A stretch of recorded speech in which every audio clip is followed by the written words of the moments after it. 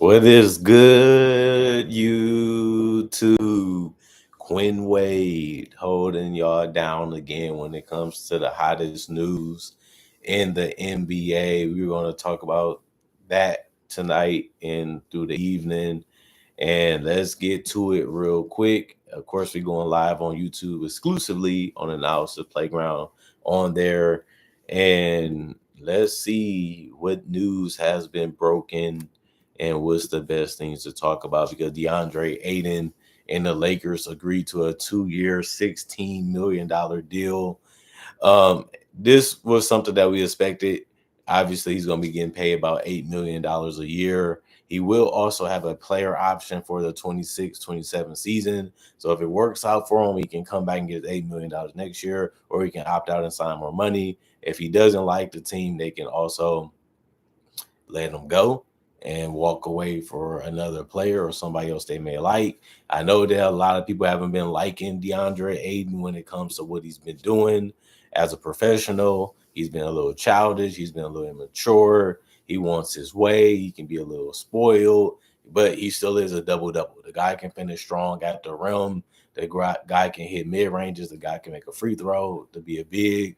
The guy is a decent rim protector. The guy can rebound. He's better than Alex Len. He's better than Christian Coloco. He's better than all those guys. So the Lakers wanted to upgrade. The Lakers thought that they can get a good big. At least you get one that's very physical and very strong. And that's something that they needed, and they do get them for the cheap. This is one of those contracts where you look at it like, well, we have put up with the headache because it's only $8 million a year. If it was like $15-30 million like he was making with Portland, then you realize he's not worth all that money because he didn't really help you win too much because he was injured or wasn't on the court enough to be able to justify it. But when you're paying a man that can get you a double-double each and every night and still be a good defender, which is better than what Mark Williams probably would have been, this is the guy that gives you the best bang for your buck. And the Lakers understood that. That's why they prioritized them and said, you know what? We need to go all in on Deandre Ayton and try to figure out how to get this guy. And it only made sense. And that's why we see him on this roster. The Lakers have been searching for an upgrade at center, which Ayton will help them not have to worry about that no more. The Milwaukee Bucks also did have interest in signing Ayton, but they ended up getting Miles Turner, who's a better floor spacer than Ayton is. But nobody really cares about that because we know Luka plays his best with a dunker spot big, and he proved that with Lively, proved that with Gafford, and that's something that Ayton definitely can be, a guy that can just be there just to be a threat, and he also can post up and hit a hook shot every blue moon too if it's a mismatch, and he also can just throw a younger or smaller guy into the basket too because he has decent hands.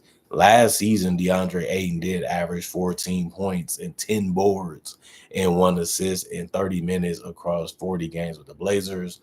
Obviously, you want more games for him. He can get his body right this summer since the season and the playoffs is over, and then give his all to the Lakers. And like I said, they're not tied down by this deal because it's only really 1 year guaranteed since he can't lead the team if he wants to with that player option. But that's something that they need to be happy about too, and that's why they gave it to him because it's going to be more opportunities to get other bids that you may like too that can fit better. And once you figure out if he does or not, that would be something that you don't want to be stuck in if you can get out of it. And the Lakers understand they really have flexibility like most businesses want to have. The Lakers was not aggressive in re-signing Dorian Finney-Smith as they pivoted to use the salary slot for Ayton and Jake LaRavia. That's their two big signings right now. And to me, it's an improvement to the roster.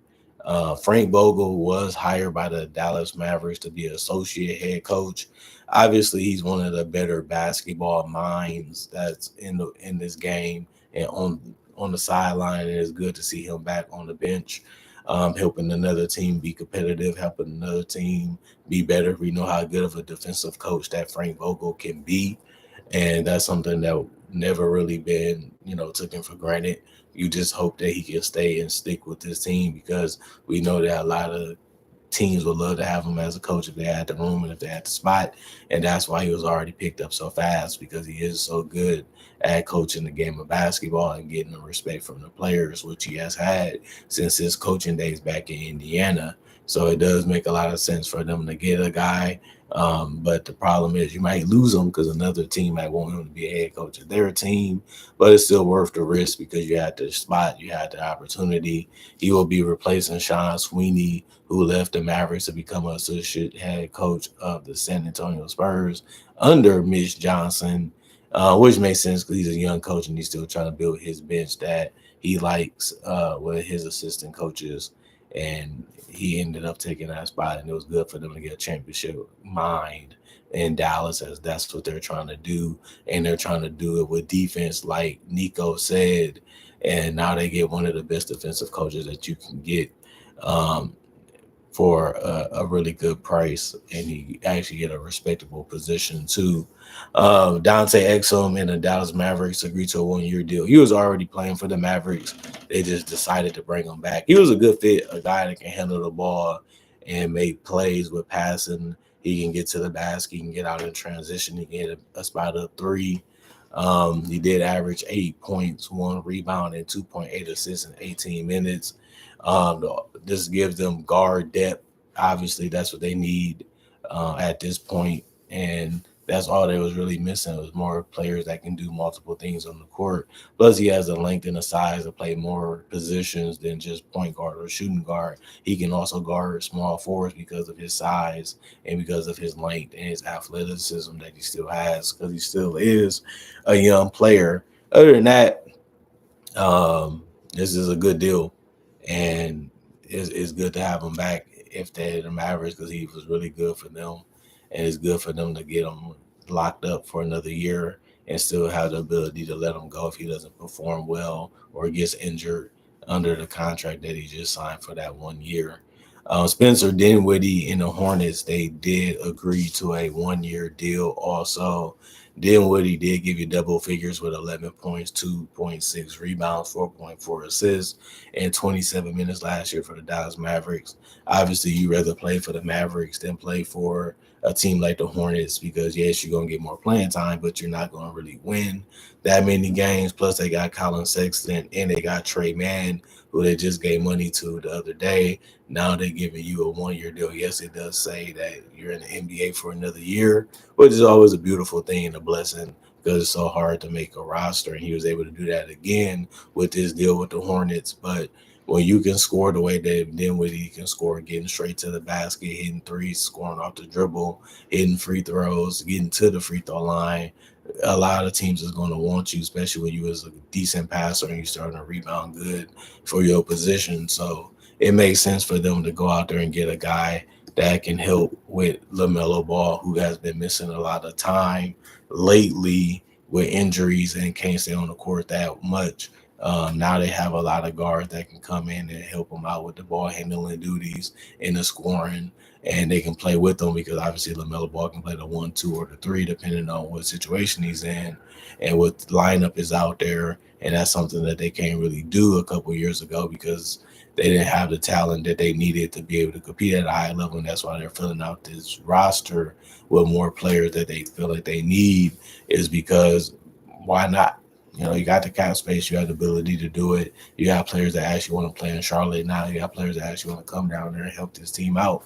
So once Brandon Miller and LaMelo Ball come back from their surgery, they're still going to be a tough team to guard and a tough team to defend. Now the question will be, is they going to defend? Is they going to play hard? Is they going to want it? They drafted some guys that can help them with that too. But then again, we have to see it at the NBA level, and we got to see if they're able to do it at the highest level. And that's going to be something they got to prove to us. Other than that, Mike Brown was hired as the head coach for the New York Knicks, which was big news today. And it was very crazy to see that they let Tom Thibodeau go for Mike Brown. Mike Brown is a coach that's been around for a minute. He's been going out there coaching at a high level getting a coach of the year twice in his career, helping the team get to the NBA Finals, won a championship as an assistant coach with the Golden State Warriors, has been one of the most respected minds of the game of basketball in the NBA, and he continues that as he becomes a head coach. But it kind of make you wonder, was he that much of an upgrade over Tom Thibodeau? I think that's the biggest question for him. And other than that, I think they're going to be in the same position. Is they going to get to the conference finals? I wouldn't be surprised if they did, because the Knicks are just that good and they're just that deep. And that's something that they've been fixing this offseason. But I also would say it makes a lot of sense for them to basically go for a coach that is more smoother, more cooler, more laid back, and can still relate to the players and get them to play hard and get them to do more. And he can help their offense be a little bit more consistent, a little bit more free, instead of being stagnant and being so ISO dominated like they had with Tom Thibodeau. And since they do have more depth because it's off season, it allows more people to play, allows more people to do things, which can help their players stay healthy long term. And then it'll help them stay fresh for the playoffs, even though they still did a good job by getting to the Eastern Conference Finals a couple months ago. So all I can say is I don't really see it being a crazy upgrade when it comes to replacing Tom Thibodeau with Mike Brown. But if this is the direction they want to go with, this is the guy they want to get, and they're not taking somebody else coach, which basically is what they was trying to do when you see everybody they was trying to get. Well, at least they got somebody they still liked and they still wanted, and now they just got to hire out his coaching staff, and that will make them a little bit more formidable, and they'd be just going in a little bit of a different direction with Mike Brown than what they would have been doing if they would have brought Tom Thibodeau back for this year as their head coach and just filled out the roster with different guys that they had last year that really didn't do the greatest job off the bench, which is something that happens. You win with the cheapest guys you can get and the guys you feel like can really fill that role. And you realize that your bench needed to be better because you've seen exactly what they could and couldn't do. Now it's just about improving it and just having guys that can come in and play with the starters sometimes too. And I feel like Mike Brown has always shown that he can be a little bit like Tom Thibodeau, where he's gonna play his best players the most minutes and rely on them a lot too. That's I don't really see him being too different, but he also is more of a good, X and O type of guy and a good guy that can do different things as a tacticianer. And I feel like that's where he's going to be a little bit more different than Tom Thibodeau, and that's why you hire a different guy if you feel that way, and it makes a little bit of sense for that reason. Other than that, comment, like, subscribe, share, hit the notification bell for more analysis. And if you're new to the channel, I do conversation videos just like this about various NBA only topics. I also do breakdowns with real footage of legends, current legends, rookies, and also future stars. I also do mock drafts and draft coverage. So you love that type of content, this is the channel for you. And I do have 3,000 plus videos already on my channel that you can watch and you can enjoy. And if you love that type of stuff, this will be proven to be a channel that you would love to be a part of and you would love to support. Other than that, I also upload videos about basketball and NBA content each and every day that I'm living. So if I'm living, you're getting some content from me, and that's something that y'all should love. And you can look at this as a form of entertainment for that reason. Other than that, hope you guys enjoying your weekday. Hope you guys enjoying the grind. Hope you guys are doing your thing and actually, putting in the work and actually having goals to look forward to, getting y'all rest, getting y'all leisure, getting y'all fun in there too, as the weeks continue to go by so fast and so quickly. Now we're already in July and we're almost back to the weekend as quick and as fast as that can be. And all I can say is it's been a good week for me so far, and hopefully it's been a good week for y'all too. Other than that, thank y'all for appreciating the content for what it is. And on top of that, thank y'all for continuing to make time for me and to hear what I have to say and hear what I want to tell y'all, because that's a 50-50 reason why the channel is still around, because I make the content that y'all want to see and y'all want to watch, and you guys love watching it. You guys enjoy it for that reason. And that's the reason why I've been in this game for 10 plus years. So let's not forget, let's make 2025 a better and a bigger year than 2015, because that was a big year to give this channel a blueprint of how to make content and give the fans some content that they want to see, enjoy, and watch. And I've been able to do that for over 10 plus years now. And I became one of the pioneers for NBA only content channels on YouTube. And that's something that people thought was crazy back in the day. And I'm sure that you can eat good and do good and be big just talking about the game of basketball and breaking down the game of basketball by doing it your way and making it your way. And that's something that is very special and very beautiful if you can do it correctly and have guys and women that support it, even if it's just about watching it and just keeping up with that every day. Other than that, Quinn Wade signing out with that basketball analysis. I'm going for now. Peace. Y'all stay blessed up, and hopefully I'll see y'all later today or tomorrow if it's meant to be.